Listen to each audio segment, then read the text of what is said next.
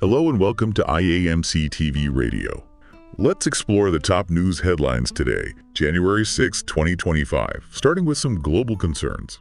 Sounds good. The Norwegian Prime Minister has voiced some concerns about the influence of figures like Elon Musk in international politics. Yeah, Prime Minister Jonas Gahr Store is particularly worried about Musk's vocal support for the far-right Alternative for Germany party, the AfD, especially with German elections coming up. Right, and he's also been pretty critical of Musk's attacks on British Prime Minister Keir Starmer. He has. This raises some interesting questions about the role of individuals with massive social media platforms and wealth in shaping political discourse beyond their own borders. It really does. Where do we draw the line between free speech and potential interference, especially in democratic processes? Tough questions. Definitely tough questions. Yeah. Meanwhile, in Canada, it seems Prime Minister Justin Trudeau might be stepping down after 9 years. Yeah, declining public support and pressure from within his own party seem to be pushing him towards this decision, and there's already a ton of speculation about who might take over. Finance Minister Dominic LeBlanc is one name that's been thrown around, but it really makes you wonder how this potential change in leadership will impact Canada's relationship with the U.S., particularly under the newly elected President Trump. Yeah, and we can't forget about the potential impact on Trudeau's signature policies, particularly his focus on climate change.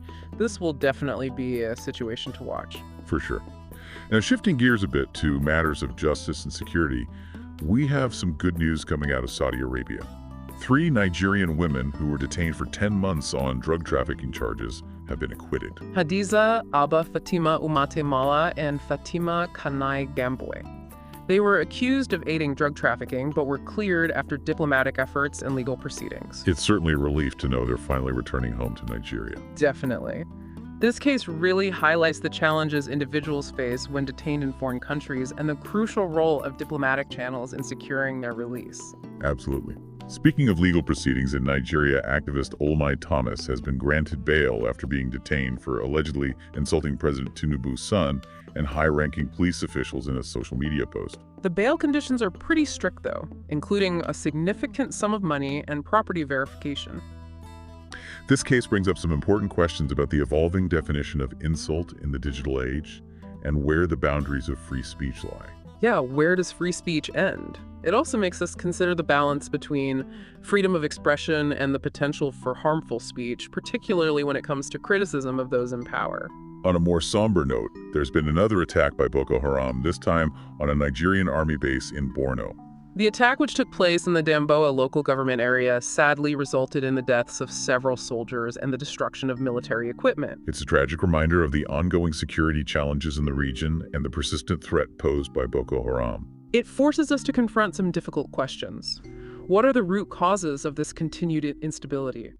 And what strategies can be implemented to effectively combat these threats? Turning now to accidents and incidents, there was a concerning situation at Melbourne Airport involving an Etihad flight bound for Abu Dhabi. A Boeing plane experienced a suspected tire blowout during takeoff, forcing the pilots to abort. Thankfully, no injuries were reported, but it certainly highlights the importance of having robust safety measures in place to prevent such incidents and ensure the well-being of passengers during emergencies. It also underscores the skill and quick thinking required of pilots in these high-pressure situations. Absolutely. And in Nigeria, a gas explosion at a refilling station in Port Harcourt has left 18 people injured. This unfortunate incident serves as a stark reminder of the dangers associated with the improper handling of flammable materials. It's a call to action for communities and authorities to prioritize safety protocols and ensure that proper training and education are in place to prevent these types of incidents from happening. Absolutely. Ongoing vigilance and proactive measures are essential when dealing with potentially hazardous substances. Finally, let's look at some U.S. domestic policy news. President Joe Biden is set to sign the Social Security Fairness Act into law. This act aims to eliminate provisions that reduce Social Security benefits for public service retirees who also receive pensions. It's being hailed as a victory for public employees.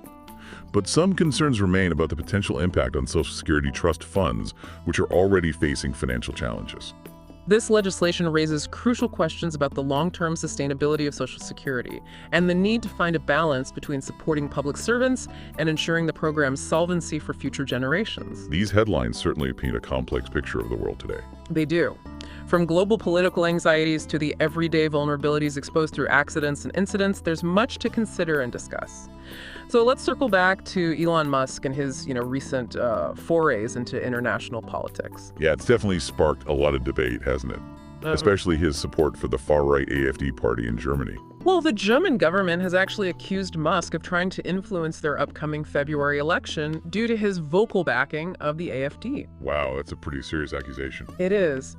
And Musk has even gone so far as to claim that the AfD is the only party that can save Germany, which has obviously caused quite a stir. And it seems like his comments about the UK haven't gone over well either. Right, you're right. He sparked a major controversy with his comments about a British child sex abuse scandal, even accusing Prime Minister Keir Starmer of being complicit in the rape of Britain. Those are some incredibly strong accusations. How did the UK government respond?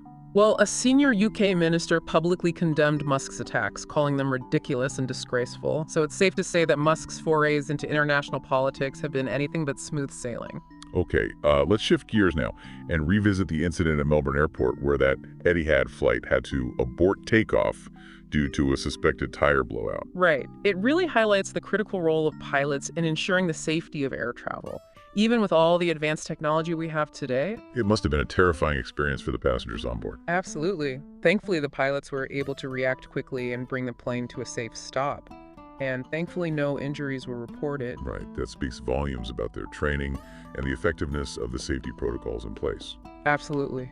It's also important to remember that air travel safety is a collaborative effort. It involves everyone from air traffic controllers to ground crews, all working together to prevent disasters. Speaking of disasters, the gas explosion in Port Harcourt is a sobering reminder of the potential dangers that exist in our everyday lives. Yeah, it's a tragedy. And while investigations are still ongoing, it's likely that improper handling of the gas played a significant role. This incident really emphasizes the need for strict regulations and enforcement when it comes to storing and transporting flammable materials. And public awareness campaigns about the risks associated with handling gas and other hazardous substances are also crucial. Absolutely. It's a reminder that safety should always be a top priority, both for individuals and for the companies that handle these potentially dangerous materials. Now, turning our attention back to Canada, it seems the country is on the cusp of a significant political shift, with Prime Minister Justin Trudeau potentially stepping down. Yeah. After 9 years in office, facing challenges like the COVID-19 pandemic and the growing urgency of climate change, it appears Trudeau may be ready to pass the torch. It'll be interesting to see how his departure impacts Canada's relationship with the U.S., especially now that Donald Trump is back in the White House. Yeah, their relationship during Trump's previous presidency was quite tumultuous, to say the least. It'll definitely be fascinating to observe how the dynamic between the two countries evolves under this new, or rather old, leadership in the U.S. And of course, Trudeau's departure could lead to a shift in Canada's approach to key issues like climate change and social justice, depending on who succeeds him as leader of the Liberal Party. It's a time of uncertainty and transition for Canadian politics, with many questions about the country's future direction. And with the possibility of a federal election on the horizon, the stakes are high for the Liberal Party as they navigate this leadership change. On a more positive note, we have the news of those 3 Nigerian women who were detained in Saudi Arabia on drug trafficking charges. They've finally been acquitted and are heading home. It's a truly heartwarming outcome after they spent 10 months in detention facing such serious allegations. It must be an incredible relief for them and their families to be reunited at last. This case serves as a powerful reminder of the importance of diplomacy and the unwavering efforts of those who advocate for the release of those unjustly detained. And it also underscores the crucial need for individuals accused of crimes abroad to have access to legal representation and a fair trial. Right, even in foreign legal systems, due process must be upheld and the rights of the accused must be protected. Speaking of legal battles, we have the case of activist Olumide Thomas in Nigeria, who was recently granted bail after being detained for allegedly insulting President Tinubu's son and high-ranking police officials on social media. This case raises important questions about the limits of free speech in the digital age and the right to criticize those in power, especially in a country like Nigeria. Yeah, finding the balance between protecting free speech and preventing harmful or dangerous speech is always a complex issue. And in Thomas's case, the stringent bail conditions imposed on her raise further concerns about the potential chilling effect on dissent. It's a situation that definitely warrants close attention, as it touches upon the core principles of democracy and freedom of expression. Shifting our focus back to the U.S. team, President Joe Biden is preparing to sign the Social Security Fairness Act into law. This legislation is a significant victory for public service retirees who have long been unfairly penalized by certain provisions in the Social Security law. The act will eliminate the windfall elimination provision and the government pension offset, which have reduced Social Security benefits for many public service retirees. These provisions were initially intended to prevent individuals from receiving what was perceived as an excessive amount of retirement income from both Social Security and their public pensions. But critics have argued that these provisions unfairly target public servants and lead to a significant reduction in their retirement income. So, the Social Security Fairness Act aims to correct this inequity, ensuring that public service retirees receive their full Social Security benefits regardless of whether they also receive a pension. While this is a positive step for millions of public service retirees, there are concerns about the potential financial strain on the Social Security trust funds, which are already facing challenges. Right. It highlights the ongoing debate about the future of Social Security and the need to find sustainable solutions to guarantee its viability for future generations. It's a complex issue that demands careful consideration and likely some tough decisions in the years to come. And here's another crucial development in U.S. domestic policy. The Social Security Administration is facing a major crisis. The agency is grappling with its lowest staffing levels in decades, leading to significant delays in processing claims and delivering services to beneficiaries. This is a serious problem that's causing hardship for many Americans who depend on Social Security for their livelihood.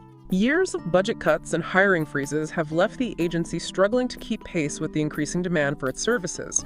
And the COVID-19 pandemic only exacerbated the situation, further straining resources and creating backlogs. This staffing shortage needs to be addressed urgently. The Social Security Administration plays a vital role in providing a safety net for retirees, disabled individuals, and their families. The Biden administration has pledged to increase funding for the agency and hire more staff. But it'll take time and significant investment to rebuild its capacity and ensure it can effectively meet the needs of millions of Americans. This situation serves as a potent reminder that even in a wealthy nation like the U.S., ensuring that essential social programs are adequately funded and staffed to serve the population remains a significant challenge. Well, it's clear that we're living in some pretty complex and challenging times, wouldn't you say? Both domestically and globally. Absolutely. From the rise of these incredibly influential figures like Elon Musk shaping international politics to, these ongoing struggles with security threats and the need to ensure that these essential social programs remain viable, there's a lot to consider. There is. It's more important now than ever to stay informed, engage in some critical thinking, and just be a part of the conversation. Couldn't agree more. We need to question our assumptions, seek out different perspectives, and really consider the potential consequences of different actions and policies. I think these headlines have given us all a lot to think about, from the importance of those safety protocols to the challenges facing our social safety net. For sure. And they also remind us how interconnected our world really is, how events in one country can have ripple effects across the globe. Well, thank you for joining us today on IAMC TV Radio. We hope this exploration of today's top news headlines has provided you with some valuable insights and sparked your curiosity to, learn more. Absolutely. Thanks for having me.